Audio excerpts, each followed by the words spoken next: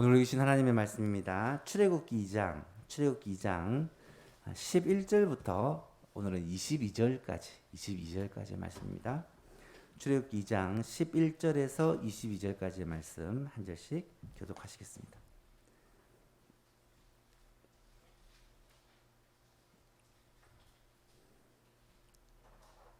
구약성경 83쪽에 있습니다. 출애굽기 2장 11절에서 22절까지.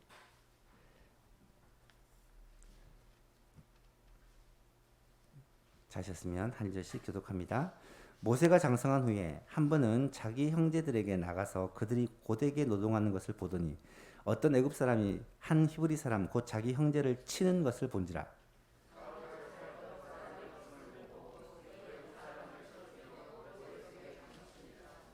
이튿날 다시 나가니 두 히브리 사람이 서로 싸우는지라. 그 잘못한 사람에게 이르되 내가 어찌하여 동포를 치느냐 하매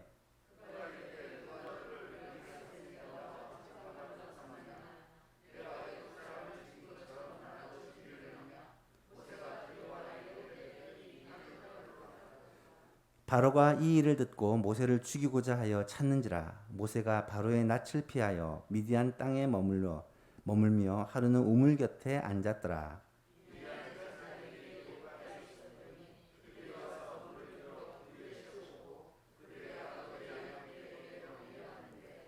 목자들이 와서 그들을 쫓는지라. 모세가 일어나 그들을 도와 그 양떼에게 먹이니라.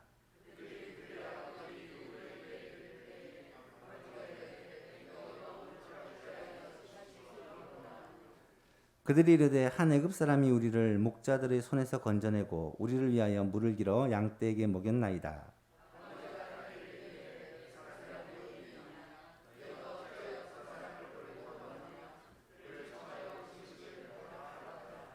모세가 그와 동거하기를 기뻐하며 그가 그의 딸 십보라를 모세에게 주었더니 게르솜이라 하여 이르되 내가 타국에서 나그네가 되었음이라 하였더라. 아멘.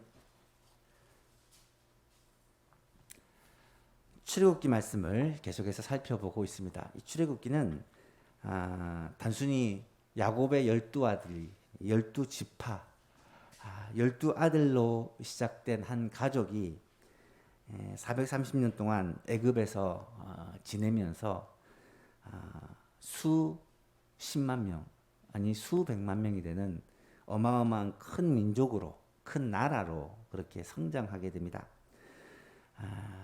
하나님은 아브라함에게 갈대아 우르에서 아브라함을 불러내시면서 약속하기를 큰 민족을 주겠다라고 약속하셨는데 정말 큰 민족이 되었고 이제 그들에게 가나안 땅을 주겠다라고 약속하셨기 때문에 그 민족을 애굽에서 가나안 땅으로 인도하셔야 되는 그런 숙제가 남아 있습니다. 뿐만 아니라 하나님께서 아브라함과는 언약을 맺었고 이삭과는 언약을 맺었고 야곱과는 언약을 맺었지만 이 야곱의 자손인 이스라엘 백성들과 공식적으로 언약을 맺지는 않았습니다. 그래서 하나님은 그들을 애굽에서 건져내어 하나님의 백성으로 삼고 그들과 언약을 맺으시기를 원하셨기 때문에 그것을 이 출애굽기에서 구체적으로 보여주고 있는 것이죠. 이 일에 도구와 통로로 쓰임받은 사람이 있는데 바로 모세입니다. 지난 시간에 우리는 이 모세가 세상에 어떻게 태어나게 되었는지 말씀을 통해 살펴보았는데요. 모세가 태어날 그 시기가 언제냐면 이스라엘 백성들에게서는 가장 큰 위기라고 말할 수 있었습니다. 어쩌면 이 이스라엘 민족의 대가 끊어지고 멸절될 수도 있는 상황에 놓였다라는 것을 우리가 살펴보았죠. 이 애굽에서 이스라엘 백성들이 살고 있었는데 이 애굽의 왕 바로가 요셉을 알지 못하는 새로운 왕조가 들어서면서 이 외부에서 들어온 이스라엘 민족들이 계속 눈에 거스리는 거예요.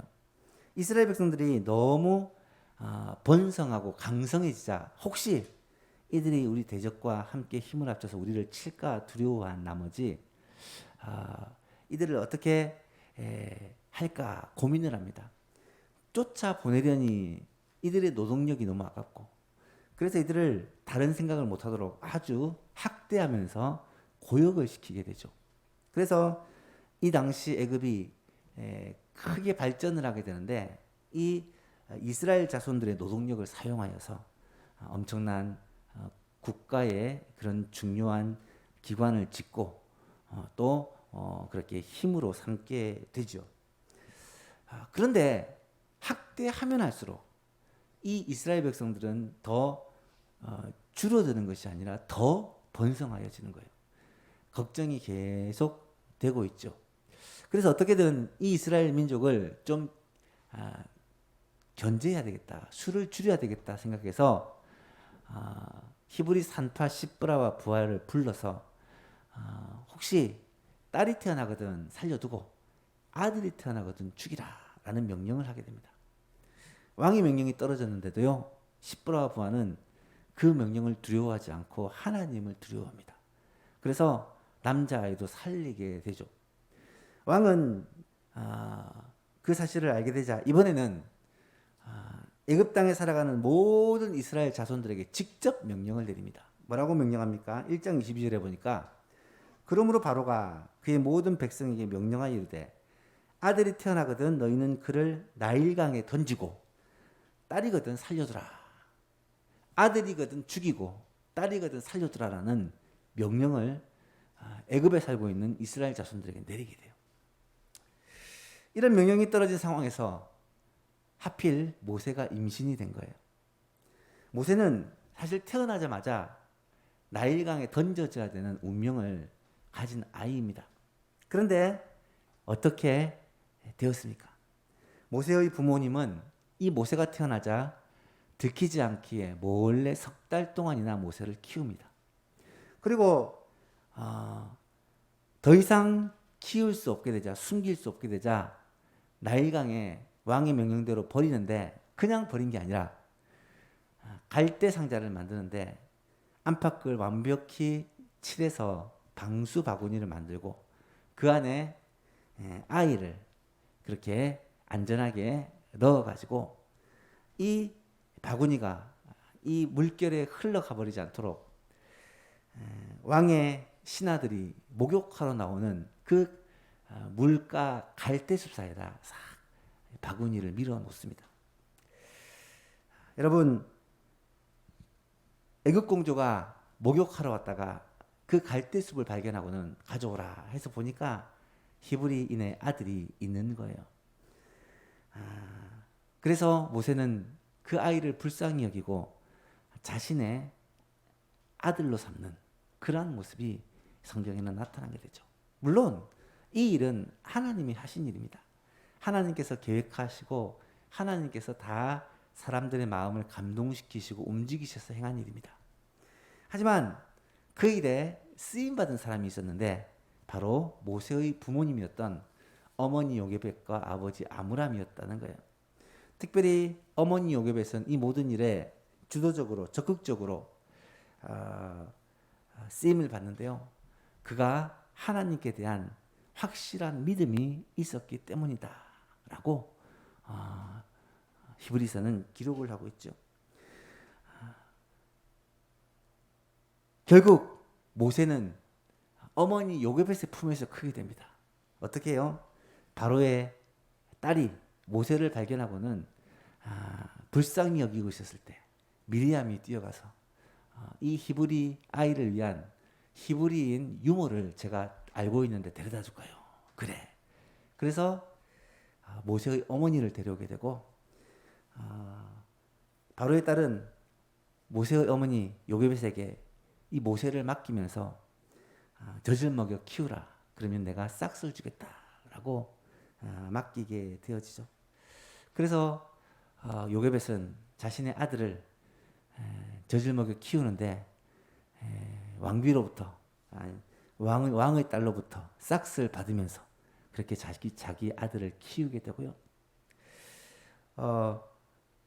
그 아이는 모세는 그렇게 어린 시절 젊은 시절을 왕궁에서 바로의 딸의 아들로 이런 바로의 손자잖아요. 외손자잖아요.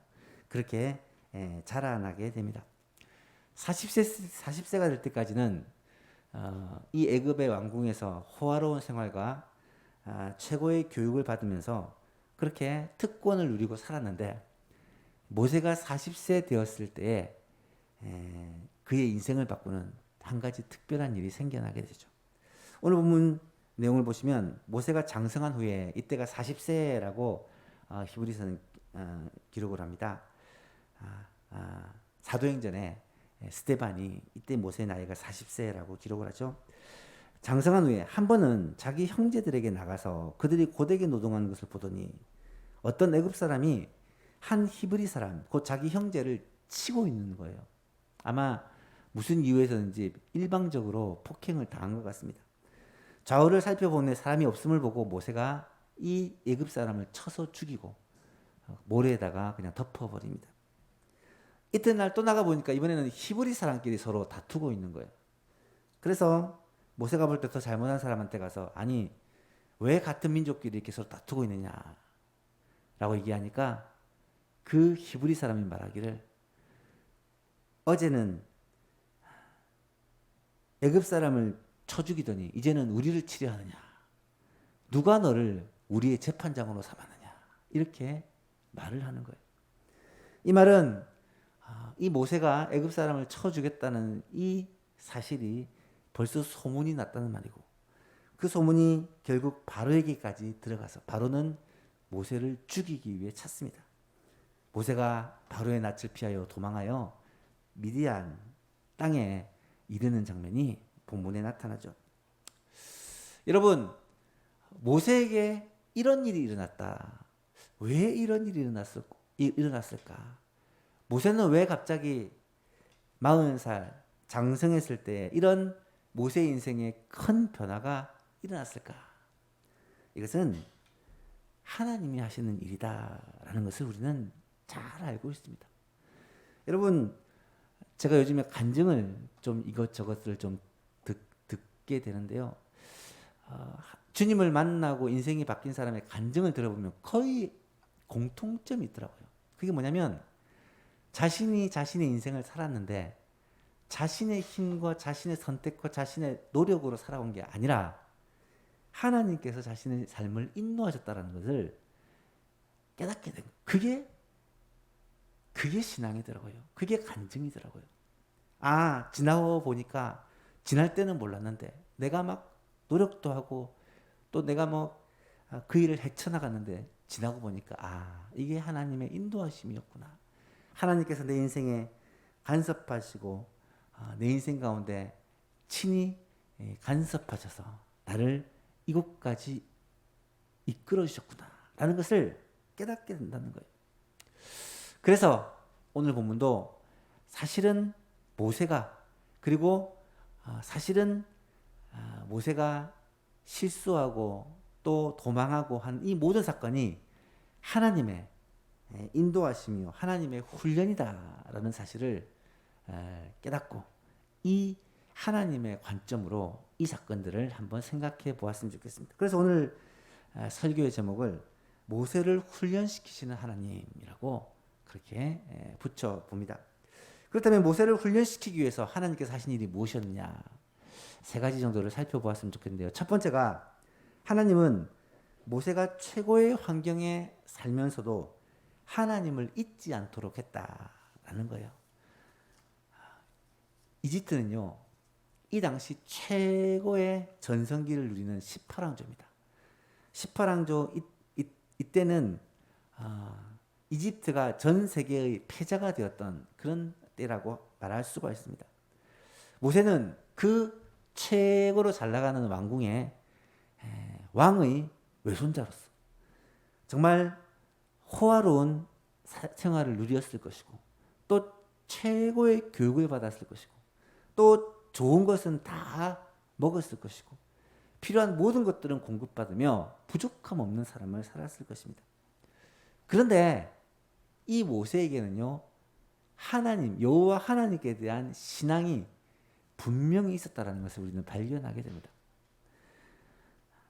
당시 애굽은요 대표적인 다신능 국가입니다. 일본의 신이 800만 개라고 하는데 이집트에는 신이 더 많다 그래요.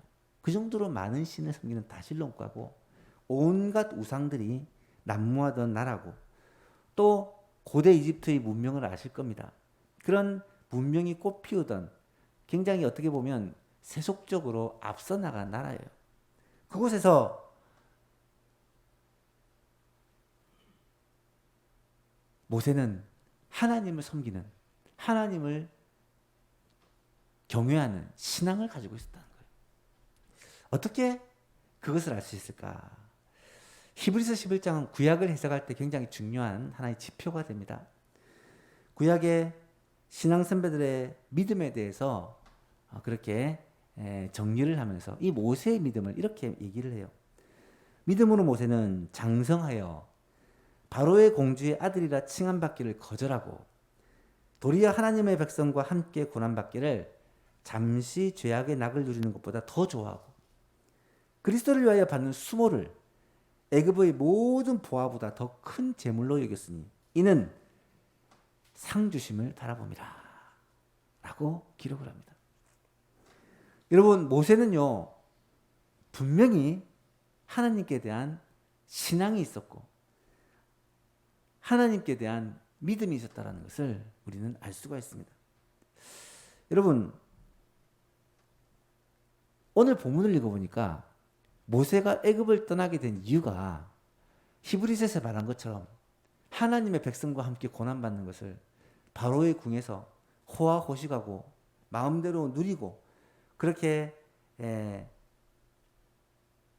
공주의 아들 이 말은 이제 장차 왕의 후보가 될 수도 있다는 말이잖아요.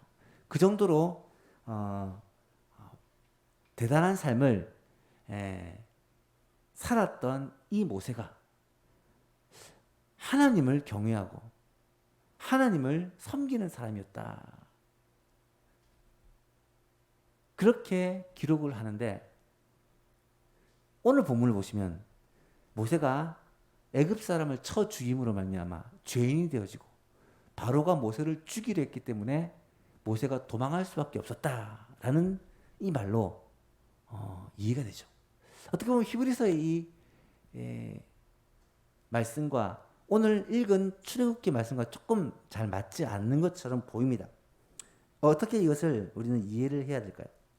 여러분 모세가 왜 이 싸움에 말려들게 됐습니까?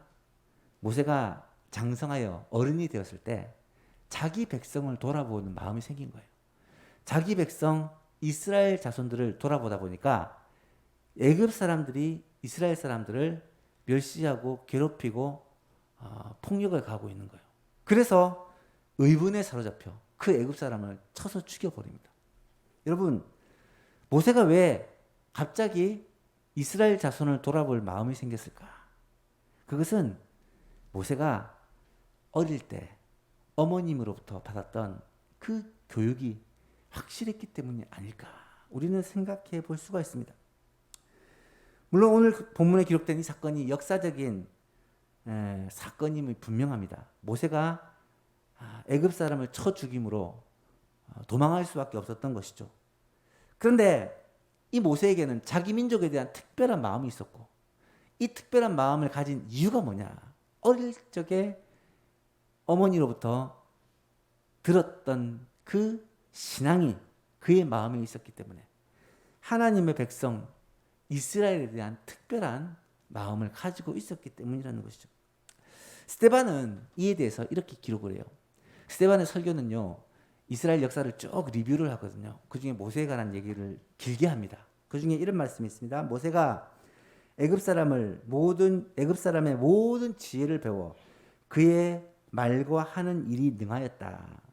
모세가 이집트의 왕자로서 굉장히 똑똑하고 또 탁월했단 말이에요. 나이 40이 되매 그 형제 이스라엘 자손을 돌볼 생각을 하더니 자기 백성 이스라엘을 돌볼 생각을 했다라는 말은 어릴 때 부모님으로부터 받았던 그 신앙이 이 모세 속에 있었기 때문에 이 백성은 그냥 백성이 아니라 하나님의 백성이라는 생각을 가지고 있었단 말입니다. 여러분 당시 애굽의 문화는 유모를 드리면 그 유모에게 아기를 젖먹이고 키우도록 보통 한 만 4세가 될 때까지 맡겨 놓는답니다. 유모는 자기 집에서 그 아이를 만 4세가 될 때까지 키워서 그렇게 주인에게 갖다 드리는 거죠. 아마 바로의 딸도 그랬을 것이다 추측을 합니다. 이 몰에서 준 모세라는 아기를 요게벳에게 맡겨서 약 만 4년을 젖먹여 키우게 한 후에 왕궁으로 들인 거죠. 모세 어머니는 자신에게 주어진 그 기간, 약 4년이라는 기간 동안 모세가 처음에는 뭐 말귀도 알아듣지 않고 대화도 통하지 않지만 만 4세가 되면 이제 말귀를 알아듣고 얘기를 하잖아요. 그 아이에게 어릴 때부터 그 아이를 위해 축복하고 기도하고 네가 하나님의 백성 이스라엘이라는 것을 계속해서 심어주지 않았을까. 그리고 애굽 땅에서 종살이를 하고 고통당하는 지금 이스라엘 백성들의 현실을 이 모세에게 가르쳐주면서 하나님의 백성이기 때문에 하나님께서 반드시 이스라엘을 구원하실 것이다. 이것을 모세에게 심어주지 않았을까. 그래서 모세는 어릴 때부터 그 신앙을 가지고 자랐기에 이스라엘 사람들이 언젠가는 하나님께 구원을 받을 것이다 라는 사실을 알고 있었고 기다리고 있었다는 말이죠. 그런데 한번 생각해 보십시오. 4살 이전에 아직 어린아이, 그것도 한 2살 때까지는 말귀도 못 알아듣잖아요.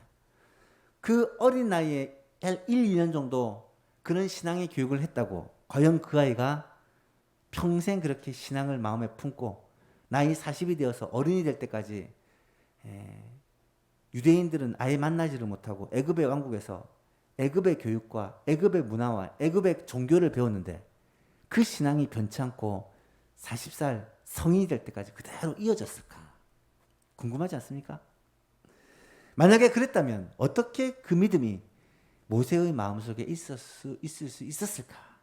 그 비결은 저는 하나님의 은혜라고 생각합니다.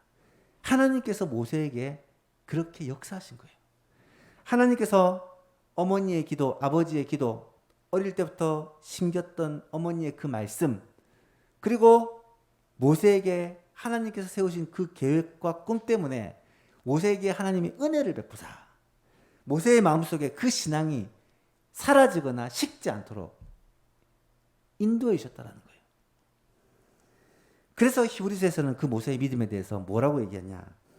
바로의 공주의 아들이라 칭함받기를 거절했다. 이거는 내가 이 왕궁에서 편안한 일생을 보내고 싶다라는 사실을 스스로가 거절했다는 거예요.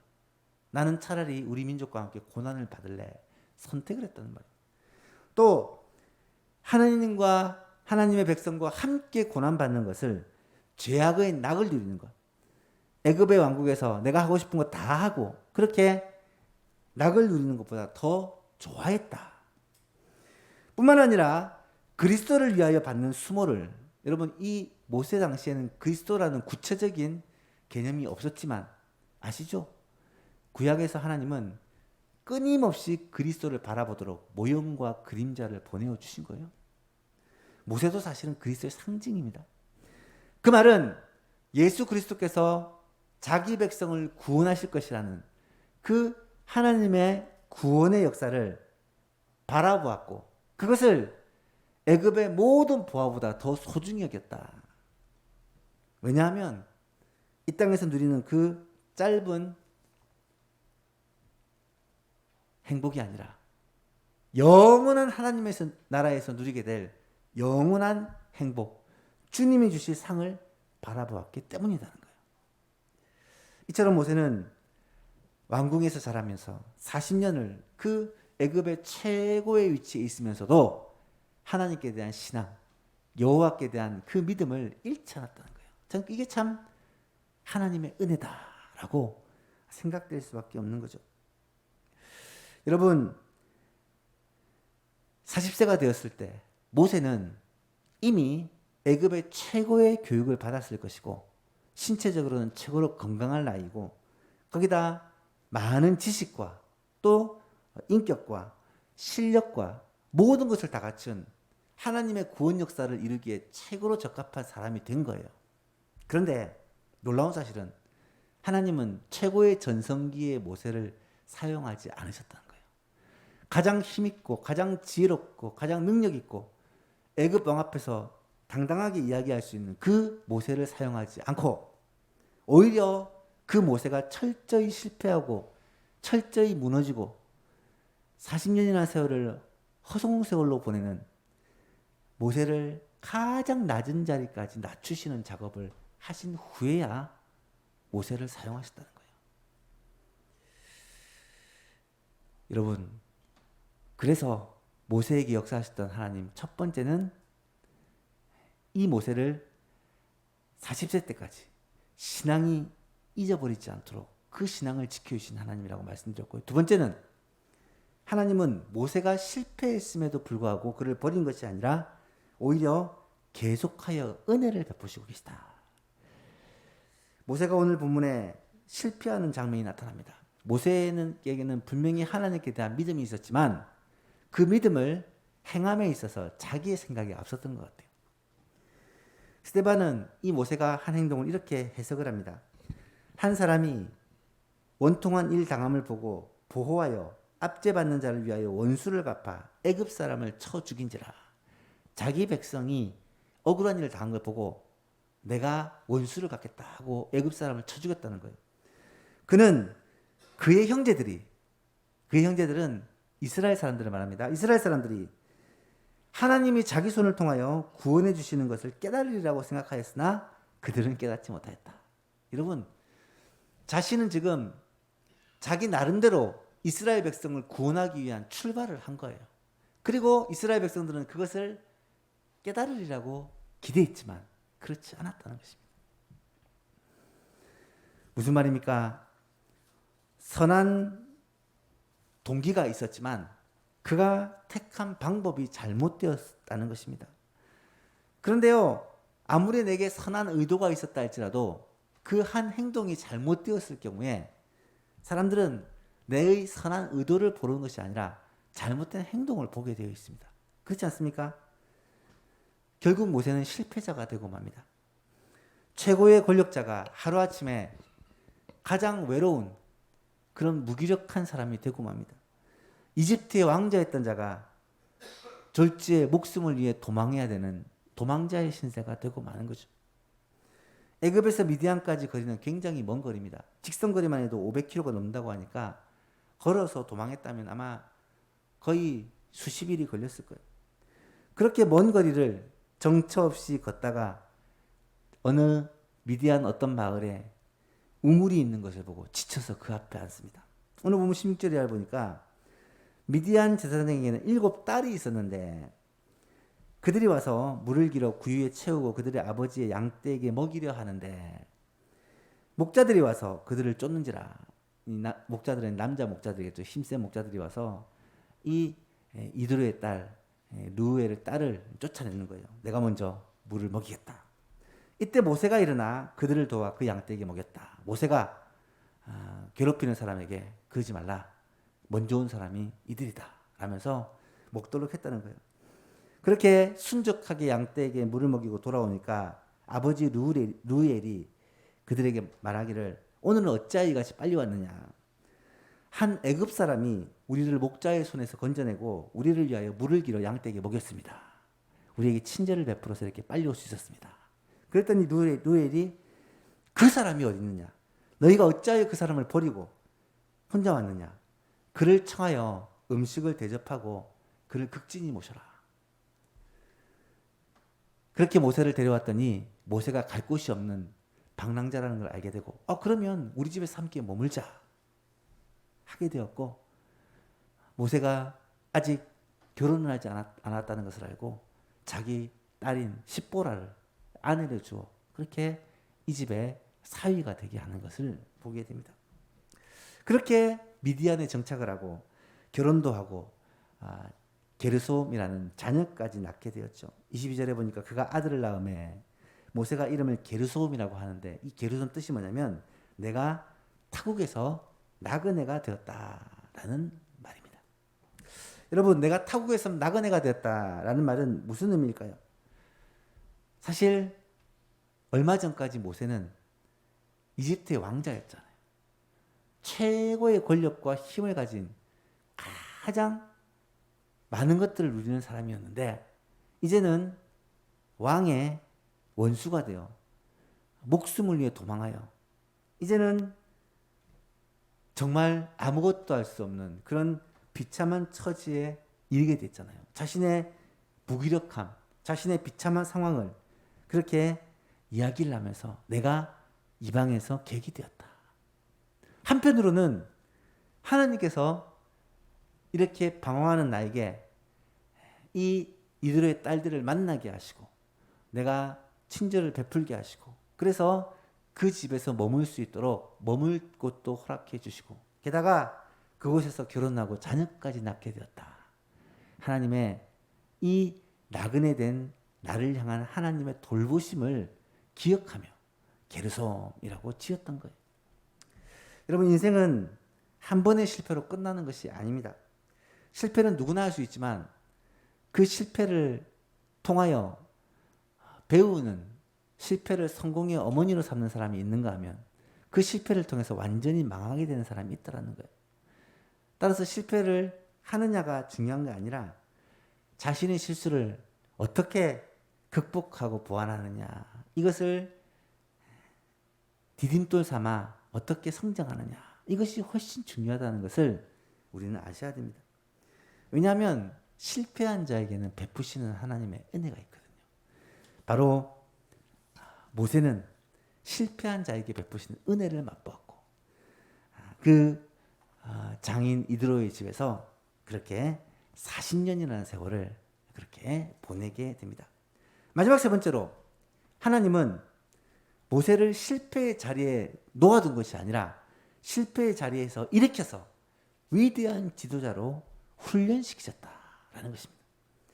모세는 미디안 광야에서 훈련을 받았습니다. 애굽의 왕국에서도 40년 훈련을 받았지만 그 훈련과 이 훈련은 완전 성질이 다른 훈련이었다는 거예요. 어떤 훈련을 받았을까요? 무엇보다 섬김의 훈련을 받습니다.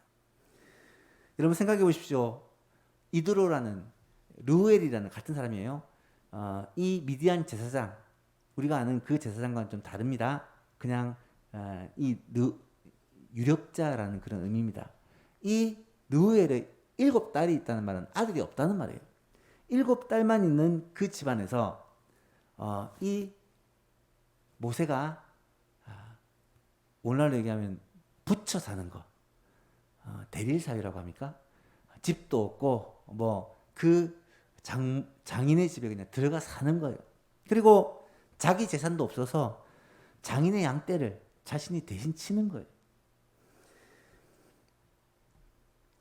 애굽의 최고의 권력과 지식을 배운 그 모세가 가장 낮은 자리, 그것도 미디안 광야예요. 광야에서 양들 치는 가장 하찮은 일을 하며 그렇게 낮아지는 겸손을 배우게 하셨다는 것입니다. 그곳에서 모세는 애굽에서 왕자로서의 모든 때를 다 벗기고 낮아지고 겸손해지고 또 아내를 섬기고 또 신우들을 섬기고 장인을 섬기고 이런 연습을 그곳에서 모세가 하게 되었다는 거예요. 얼마나 낮아졌는지 40년 후에 하나님이 모세를 불렀을 때 모세는 하나님, 제가 말을 잘 못합니다.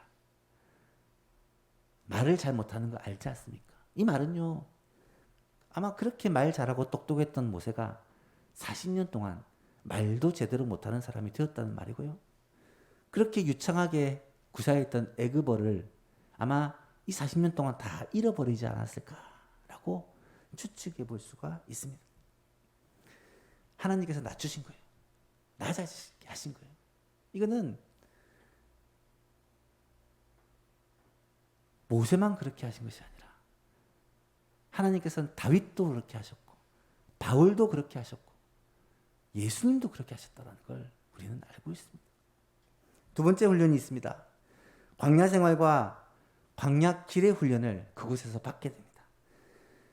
여러분, 광야에서 40년을 양떼를 치며 목동생활을 했던 이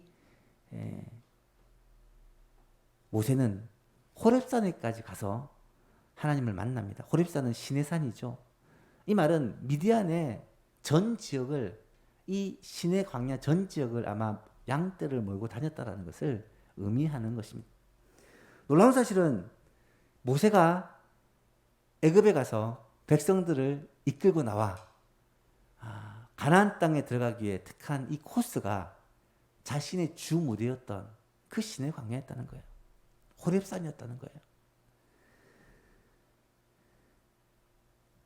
또한 이 모세는 광야에서 40년을 살았기 때문에 광야의 기후에 누구보다 더 밝았고, 광야에서 어떻게 먹고 살지에 대해서 잘 알고 있었고, 광야에서 어떻게 물을 얻을 것인지에 대해서 알고 있었고, 광야에서 적들을 만났을 때 또 어떻게 싸울지를 알고 있었고, 이런 광야에서의 경험이 이 모세로 하여금 광야 40년 동안 백성을 이끄는데 큰 밑거름이 되지 않았을까? 우리는 얼마든지 생각해 볼 수가 있는 것이죠. 여러분, 이처럼 하나님의 훈련은요, 헛되이 하는 것이 없다라는 거예요. 때로는 우리는 바닥까지 낮추시고, 때로는 우리를 사망의 음침한 골짜기를 걷게 하시고, 때로는 의미 없는 고생을 하게 하시는 것 같은데요, 그 어떤 것도 헛된 것이 아니라는 거예요. 하나님은 모세를 이스라엘의 구원자로 세우시기 위해 이런 광야의 훈련을 하도록 하신 거예요. 말씀을 맺습니다. 사랑하는 예수님의 여러분, 모세가 애굽의 왕궁에서 40년, 광야에서 40년 훈련을 받게 된 것은 하나님께서 모세를 그렇게 훈련시키신 거예요. 이 말은 하나님은 우리도 하나님의 뜻과 계획 가운데 그렇게 훈련을 시키신다는 말씀입니다. 훈련을 받을 그 당시에는 내가 훈련을 받고 있다는 것을 잘 모르고, 이것이 고통이요, 고난이요, 끝없는 문제요, 절망과 낙심되는 상황일지 모르지만, 하나님은